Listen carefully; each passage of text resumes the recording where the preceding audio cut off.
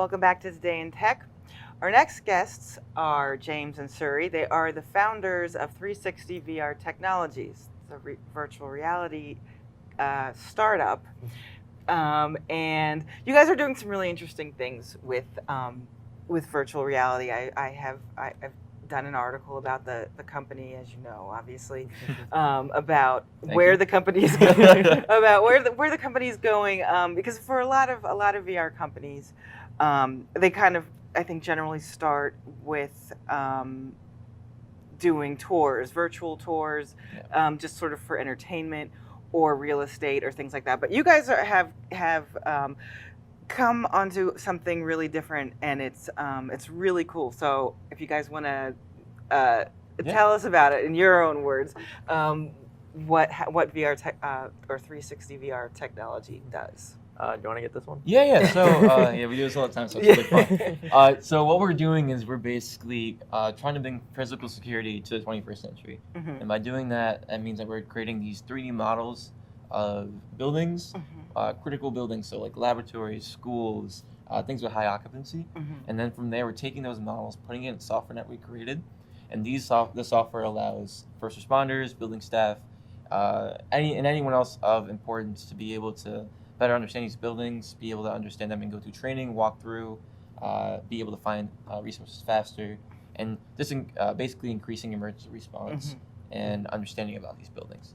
And I thought it was, when I talked to you guys before for the article, I remember like that I was really surprised to hear that a lot of first responders will actually use, like, say for a building that might be downtown, actual like blueprints or something like that. Like, that's so wild. Yeah, they use the blueprints that the architecture firm gives them, and it's usually when the building was built. Right. So after 10, 20 years, those blueprints are pretty much out of date and Right. almost useless during emergencies. But it's what they really need during any building insights during an emergency. It's greatly beneficial. Yeah. So they can kind of walk through, like how does it, like, if there's a real emergency, a So real how do they fire. interact with it? Yeah, Okay. like here it is. There's a fire right now. Yeah, so there's 3 different parts of what we do for, at least on the emergency responder side. So there's before the emergency, during, and then after. So before the emergency, when we make these models of the buildings, what we do is we work with local firefighters and first responders to essentially make this giant list or things that they want to know about the building. So, for example, if they came here, they want to know about these lights, what's within them. They want to know chemicals within the building, square footage within each room, entrances and exits, either under or below, things like that. Yeah. So then from there, we were basically tagging these things, and we're making it really easy for them to find them by essentially making these things quick links, or what's a better way to explain it? Like being able to search for directions on like a Google Maps. So they're sort of using their device, like their handheld phone. Yeah, so it's web-based, so any device that they have, whether it be the squad car laptop or an iPad or just their phone, they can pull it up if they have a login. So the incident commanders, they would all have access to it. Yes. So they just log in, have all the information that they need, and then they can start directing people on where to go, where to find things, and get through the building. So the thing is, we take these models, but the models are really helpful by themselves. But the thing is that we learned that they need other things beyond that. So what we did is we made a note section where they can learn things like there's spaces in between walls. So they don't cut through a wall and suddenly there's this giant hole. And if there's fire and smoke all around you, you're falling straight through, which is a really common problem. Chemicals within the building is a really big issue, as you can imagine. Yeah. Being able to see the outside of the building, so we do drone photography. So being able to see resources like a fire hydrant, things along those lines. Those quick links, as I mentioned before, and other parts that we're adding in day-to-day features. And so your clients, are they municipalities? Are they building owners? Yeah. So what we Yeah, I was gonna say, so it's primarily building owners because they ultimately get the most benefit in terms of like the occupants. So if it's a school, they want to make sure that their kids are safe, and they want to be able to say like, we're taking efforts to make sure that your children are safe at this school. So it's the building owner that would ultimately use our services and then ultimately benefit from the services. So the for example, school would come to you and they would become a client, and then how does it get to the First responders? the responders? Like, Yeah. is there something that they're using or? So first, before we built this, we interviewed 300 people within the first responder space, from Homeland all the way down to even school teachers, because we wanted to make sure we built it the right way. We didn't want to waste any of our resources, slim they may be. And lastly, we wanted to make sure we were solving their problems. So what we did is, after interviewing those people, everyone knows about us at this point.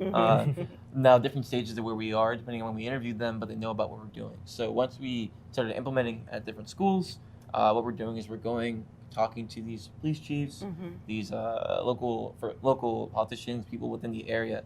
And once we talk to a school, they usually go up to the firefighters, police officers, and schedule a meeting with them. We all sit down. We go through the software with them, mostly just the heads of the departments. And then from there, we do the training for the individuals. But as I was saying before, the before, during, and after. So before is mostly for training and understanding the building. So they don't have to do this in person, because going through with your whole staff is a really expensive endeavor. You have to schedule that out. You have to make sure students aren't in the building. So there's only certain times you can do it. So we try to make sure it's really simple and easy to use, so they can do that without having to leave their couch or their station. And oh, sorry. No.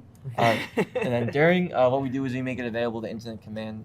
So you were saying before, put it in CAD systems, which are basically what they use to gather information and make sure everyone is. So like, for example, like when you call 911, it goes to the computer-aided dispatch, and then they pull up all the information about the building, the history of the building, and then our information, our platform would be integrated into that. Yes.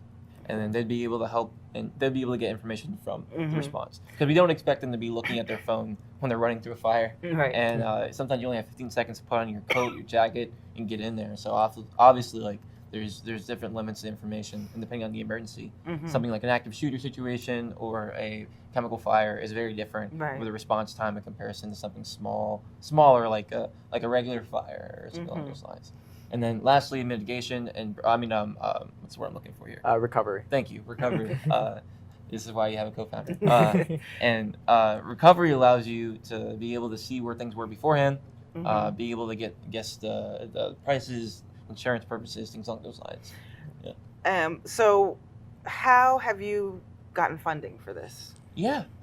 So we've been mostly self-funded. So I mean, we worked a few like summer jobs and internships and kind of funneled that money back into the company. Yes. Luckily, we've been able to like win a few competitions, so that's been helping out a lot. And then as we look forward, we're looking at different options. We're definitely applying to a lot more competitions and accelerators, and hopefully go into like more traditional like investor routes in the future. Since we're both college students, we're both in our senior year at University of Delaware. Our need for funding has been it's very low, so we're taking advantage of that where we can.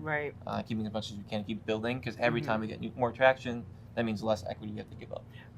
So we have won a few competitions, one in Delaware and then one in California, one at UC Davis and then one at University of Delaware. And then we've been really open to just doing as much work as we can ourselves. So. And so speaking of University of Delaware, so let's talk a little bit about that. So you're still at University of Delaware, and is it the Horn program that you're a part of? Or, yes. Yeah. And what are you guys majoring in? I'm an English major. Oh, really? Yeah, I'm a computer science major. Okay. And so how did you meet in your different majors? So we actually met through the Horn program through one of our professor, Ted. He had an entrepreneurial sales class, so we actually met in that class. Like the first day, we sat next to each other, and then went on from there. And we started working together. We met in that class February 2018. Me and Siri became friends. I would say like maybe March, and then we started working together early May of 2018, and then we started working on this venture specifically in October 2018. So it's been pretty quick. So that is. So for someone who is interested in getting into tech in general, virtual reality, what advice would you have?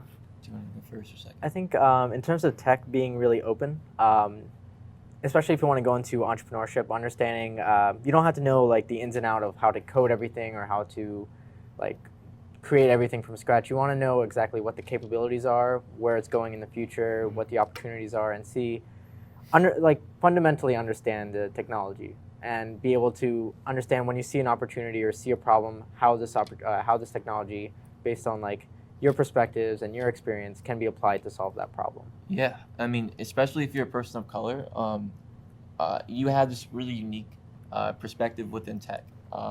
So we've been blessed to work at really, while doing other internships before or during this company, to work at these really big software companies. Mm-hmm. Like I spent my summer at Google, and I thought like I was gonna be walking in there, and it was gonna be this, like, what you would expect. Mm-hmm. I don't know how else to put it, but it was a lot of really diverse people with very diverse mindsets. And the thing about tech is, especially, and this is something that me and Suri talk about a lot, is as it continues to grow, the barrier to create is becoming much smaller, especially as AI and things start to become more prevalent.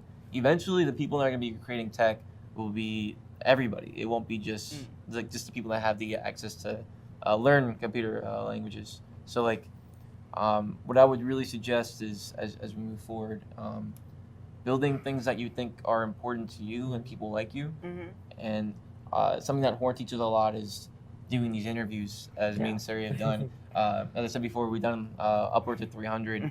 And because of that, we were able to build a really solid business model, revenue model, and build a really effective piece of software. So yeah. Before we go, can you tell us how people can find you online? Yeah. Sure. So I mean, they can just go to our website, 360vrtechnology.com, and all our information is there, how to contact us. And all right. Yeah, or show up around UD's campus. We'll probably see it. yeah. Thank you so much. Stay tuned for more.